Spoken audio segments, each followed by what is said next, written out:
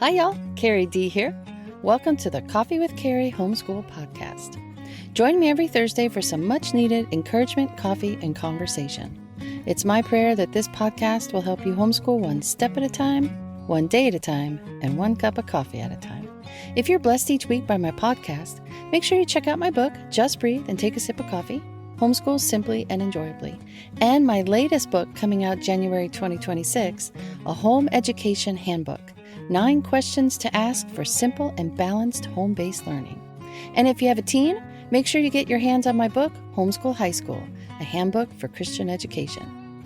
Then, share our podcast with some of your homeschooling friends who might need a little encouragement this week. Even better, let's get together for a coffee date. I meet with moms all over the world to help them tailor their home education to meet their needs, their budgets, and their homeschooling style. You can find me at my website, coffeewithcarrie.org, or on Instagram at coffeewithcarrieconsultant. So stick around, pour yourself a cup of coffee, put your feet up, and take a little coffee break with me. Let's get started.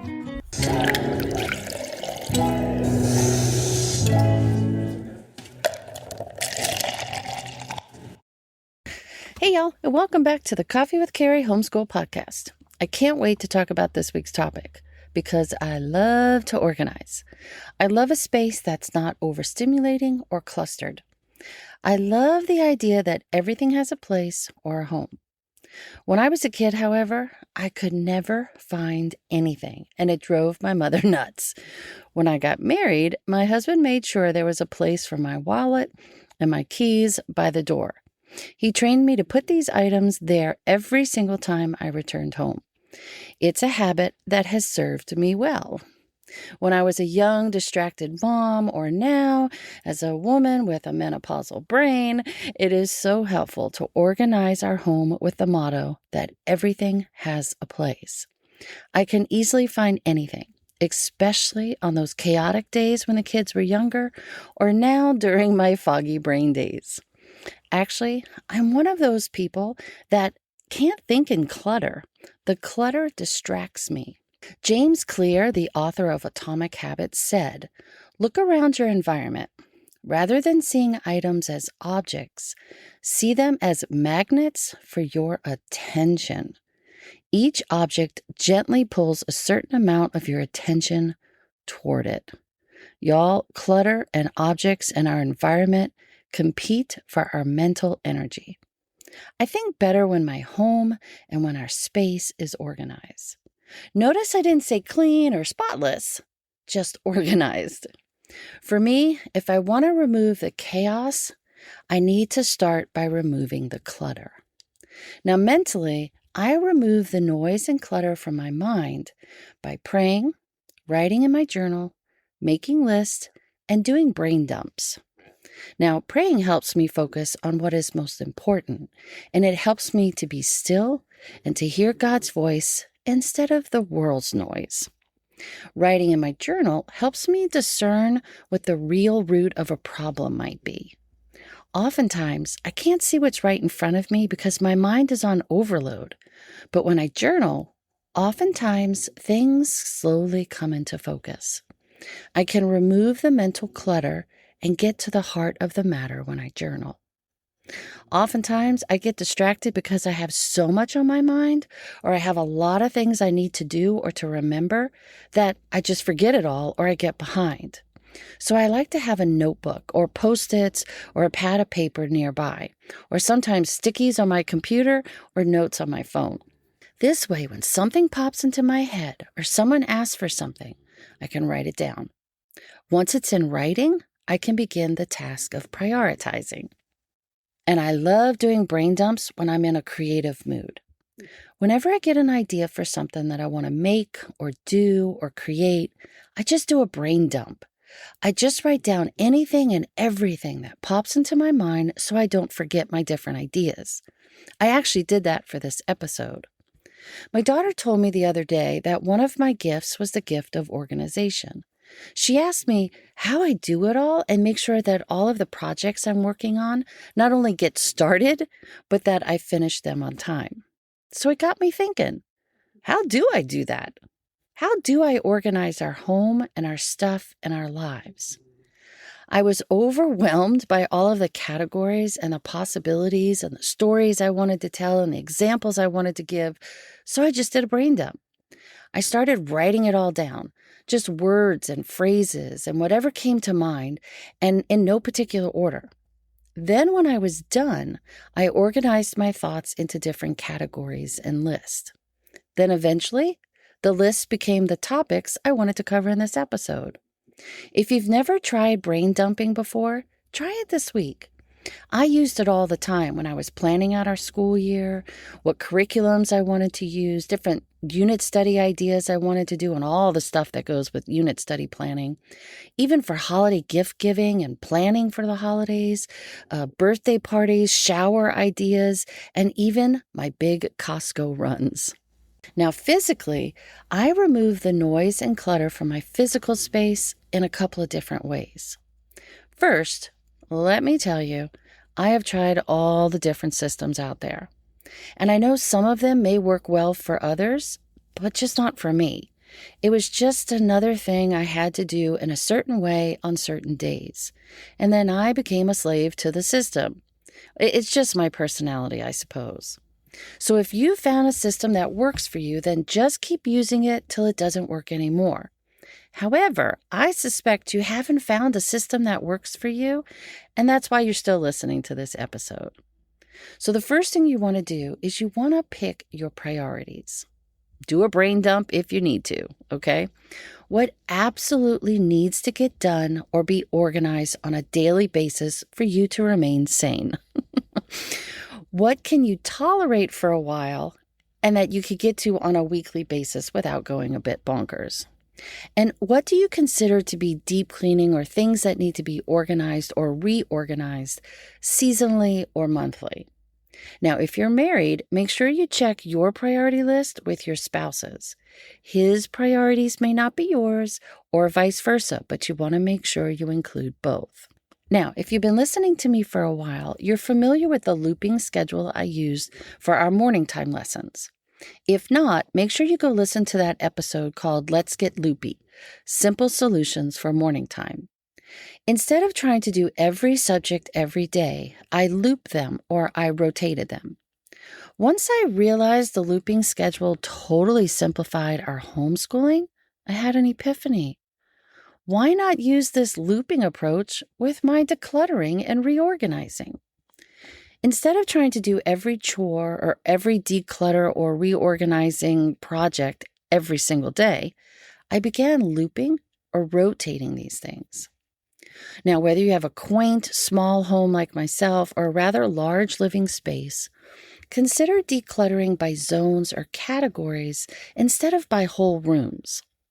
Instead of overwhelming yourself by trying to tackle an entire room, which often leads to decision fatigue and unfinished projects, or in my case, those squirrel moments where I leave one room to go put something away and I see another project that needs to get started and I start on that. And then when I come back through the house, I notice, oops, I haven't finished the original project that I started.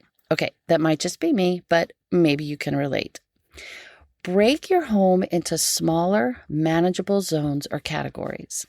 Then use a looping schedule, a repeating cycle that moves you through the different zones in order over and over again. This approach turns decluttering into a sustainable habit rather than a sporadic event that may or may not happen. And let's be honest, we never really finish our entire home because, well, life with kids constantly creates new clutter. But the looping ensures that every area gets regular attention without you having to decide, what should I clean or organize today? So how does a looping schedule work? First of all, list your zones. Keep the list relatively short and realistic, like 8 to 12 zones max. Here were some of my zones. The kitchen, pantry, cabinets, and the fridge. The fridge actually was its own zone.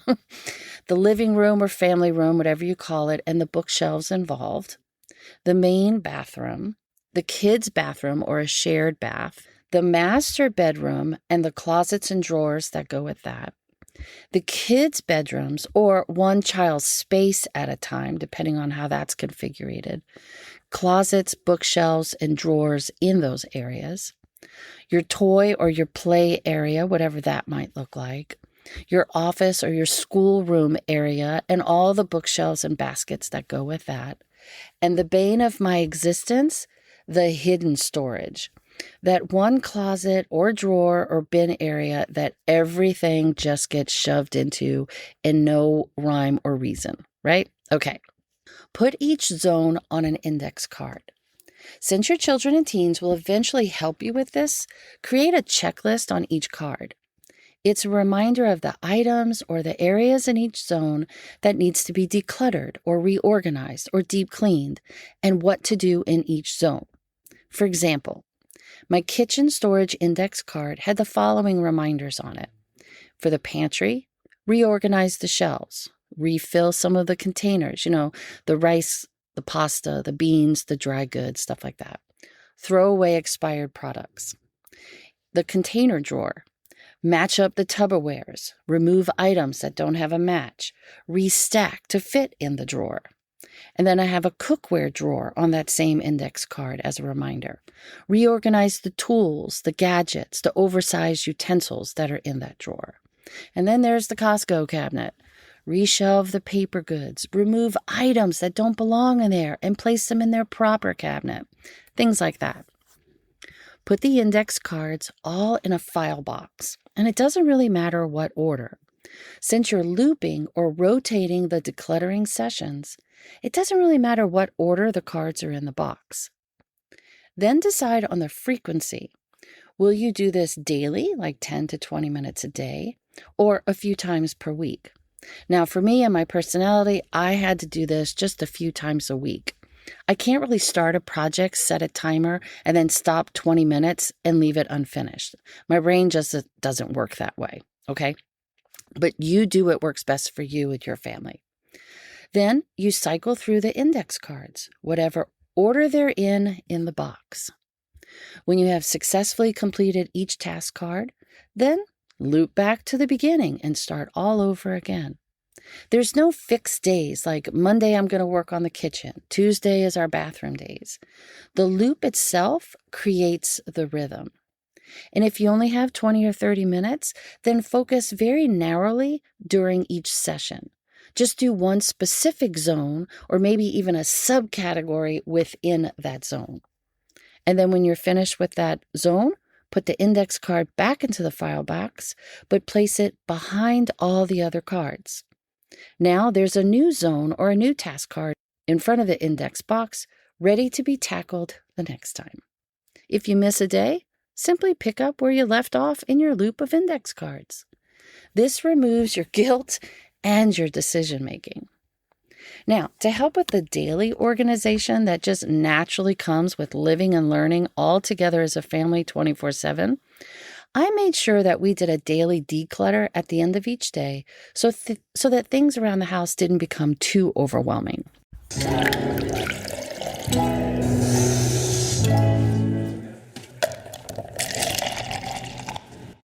Are you feeling lost or overwhelmed with your homeschooling? Then let's meet for a coffee date, a 1-hour one-on-one coaching session, either virtually through Zoom or in person if you live in Southern California. If you're new to homeschooling, I can help you get started. Are you struggling with challenges? With over 20 plus years of homeschooling experience, I can help you troubleshoot. Are you planning your school year or your teen's high school journey? Then I've got you covered.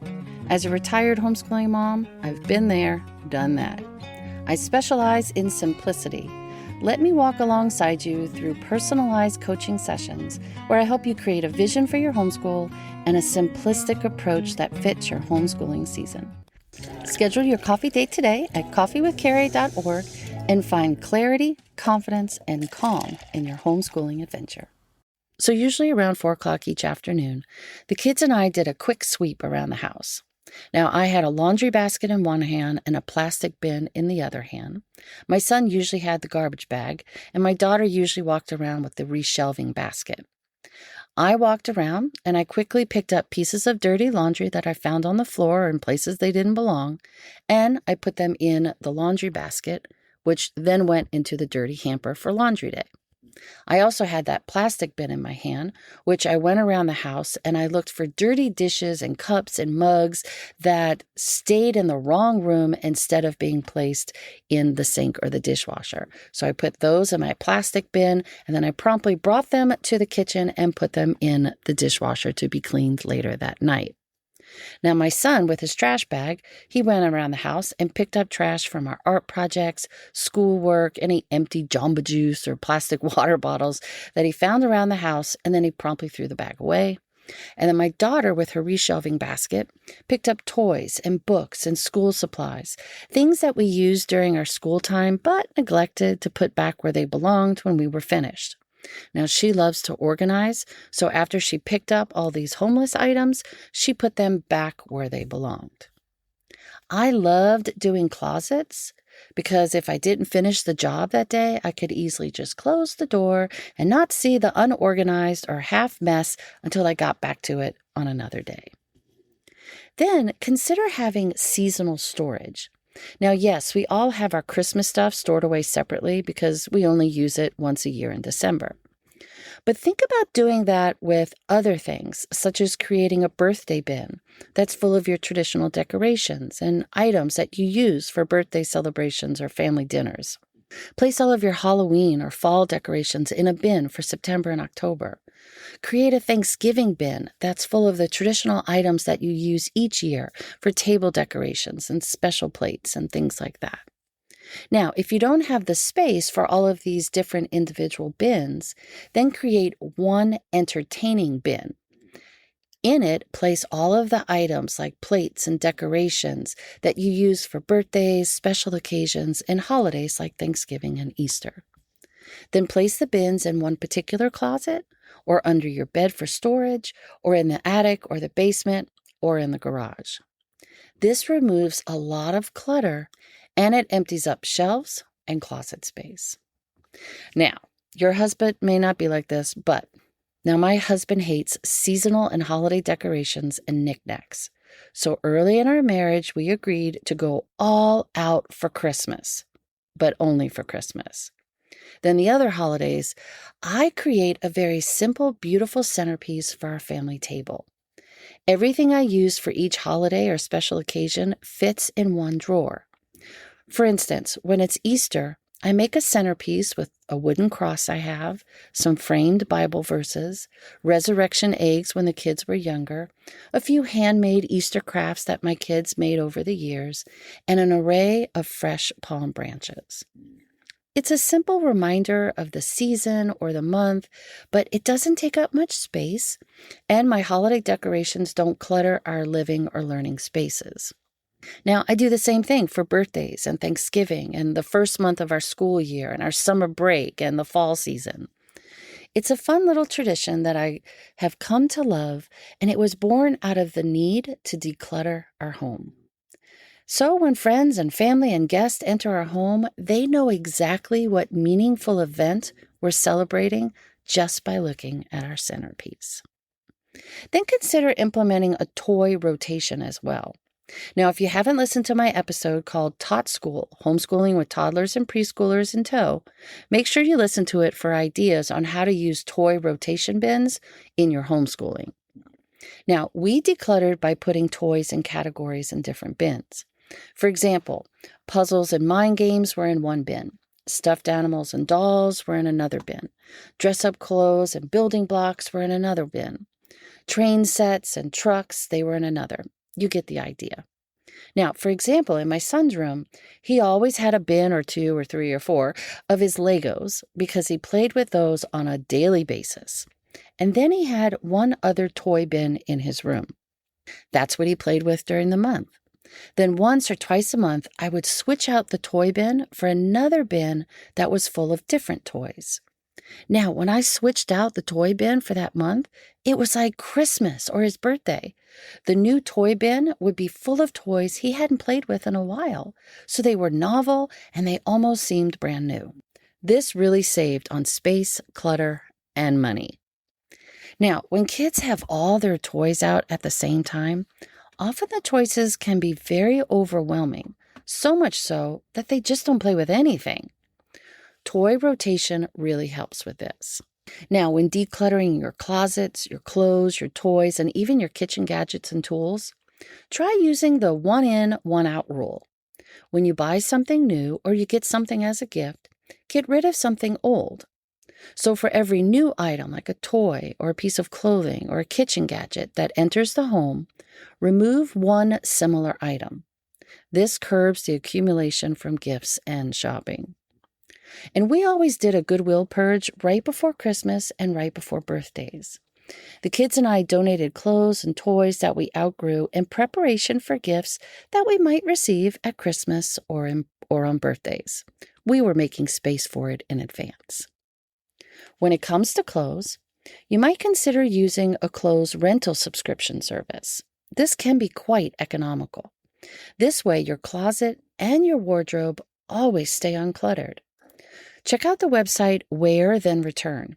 It's very inexpensive. The choices fit your personality. Shipping is free, and it even eliminates a lot of laundry and dry cleaning. The way it works is at the beginning of the month, you receive between 6 and 12 pieces of clothing in your size and in your style. Then you ship back for free and without washing them at the end of the month. If you happen to really like a piece of clothing, then you keep it and then you pay for it at a discounted price. If not, you ship it all back at the end of the month as a new shipment of clothing arrives for your upcoming month. You can always be a minimalist like my daughter. She has a preferred color palette, colors that look good on her and that are easy to mix and match. Then she buys or she thrifts shirts, pants, skirts, and jackets that can be easily mixed and matched into different outfit combinations. And like me, all of her shoes can be worn with any of her clothes combinations. It definitely saves on closet space, daily decision-making, laundry, shopping time, and your budget. Now, if you're a bookaholic like my daughter and I, maybe consider using a book exchange website like Paperback Swap or Pango Books. You sell your used books to other bookaholics like yourself. The website doesn't take a percentage. You get a shipping label, so you don't even pay for shipping. Then you get paid or you get credit to buy new or used books from the other sellers.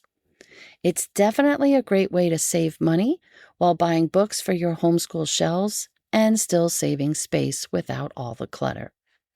Or sell your books and get cash to purchase new books with websites like Amazon Marketplace, Facebook Marketplace, or the website World of Books. They have some really good children's literature there. If you're interested in how I organized our school supplies and our bookshelves, make sure you listen to my past episode called Simplify Your Learning Spaces. In that episode, I share the really easy systems I created for not only organizing our school supplies, but my massive book collection in a very small space. Now, I have a confession to make. One mistake I will never, ever make again. When we remodeled our kitchen and office space a few years ago and the kids were adults and had moved out and it was just my husband and I, my husband convinced me to donate the bulk of my picture books and children's chapter book collections. His reasoning, we weren't homeschooling anymore. Why do we need all these books? Y'all don't gasp, but I did it. I did save enough of the books to fill the new bookshelves that we had. I made sure I kept the family favorites, a few of the classics, and the books that had sentimental value, but I donated the rest. I know. It was crazy. I don't know what I was thinking. I almost decimated my entire book collection. Now, within a few months, I realized what a huge mistake I had made, and I have been in the process of rebuilding my family library ever since. All right, your challenge this week. Start micro, maybe 10 to 15 minutes a day. Commit to a short, consistent session instead of an all-day purge. That can be too overwhelming at first. Set a timer if you need to. Open up your looping box of task index cards. Pull the first one out, and while dinner cooks, sort one drawer, one shelf, or one category. Y'all, I pray this episode helped you to sort and simplify while you were sipping your coffee. Let me know how you use the suggestions in this episode to declutter your home and to declutter your mind. Thank you for hanging out with me and for joining me for this little coffee break. It's our prayer, our website, homeschooling consulting services, podcasts, books, and morning time plans will help you homeschool one step at a time, one day at a time, and one cup of coffee at a time. Now, if you enjoy Coffee with Carrie Homeschool Podcast, make sure you subscribe so you don't miss an episode. Give us a 5-star rating, and hey, leave a little review. Your love really will help other moms find our podcast and our homeschool ministry. We're praying for you. Stay healthy. God bless. And see you next time.